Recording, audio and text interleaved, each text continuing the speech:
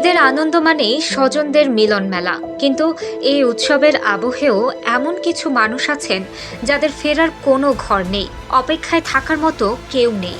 বৃদ্ধাশ্রমের চার দেয়ালের মাঝে আটকে পড়া সেই সব বাবা মায়েদের কাছে ঈদ মানে শুধুই ফেলে আসা স্মৃতি রোমন্থন। চারদিকে ঈদের আনন্দ, নতুন পোশাকের গ্রান আর হাসির রোল, কিন্তু বৃদ্ধাশ্রমের করিডোরটা যেন এক ভিন্ন জগৎ। এখানে সময় থমকে আছে দীর্ঘশ্বাসে। ৭৫ বছর বয়সী রহমত আলীর কাছে ঈদ মানে এখন ক্যালেন্ডারের সাধারণ একটি দিন, অথচ এক সময় এই দিনটিতেই তার বাড়ি গম গম করত নাতি নাতনিদের কোলাহলে। পাশের ঘরে একা বসে চোখের জল মুছছিলেন মরিয়ম বেগম।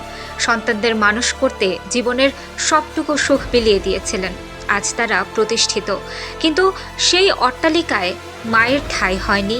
ঈদের সকালে ডাইনিং টেবিলের রাজকীয় খাবারের বদলে তার পাতে এখন আশ্রমের সাধারণ সেমাই আর এক মুঠো বিষণ্ণতা।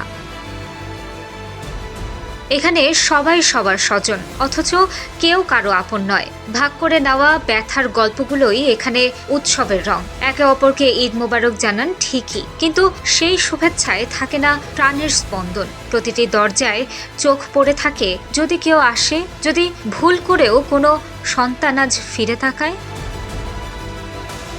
সামাজিক কিছু সংগঠন বা সুহৃদয়বানরা মাঝে মাঝে আসেন উপহার নিয়ে, তখন মুহূর্তের জন্য কিছু হাসি ফোটে এই মুখগুলোতে। কিন্তু দিন শেষে যখন সন্ধ্যা নামে, উৎসবের আলো নিভে যায়, তখন সেই নিঃসঙ্গতাই আবার গ্রাস করে এ প্রবীণদের। তাদের দীর্ঘশ্বাস মনে করিয়ে দেয় সম্পর্কগুলো আজ কতটা ভঙ্গুর।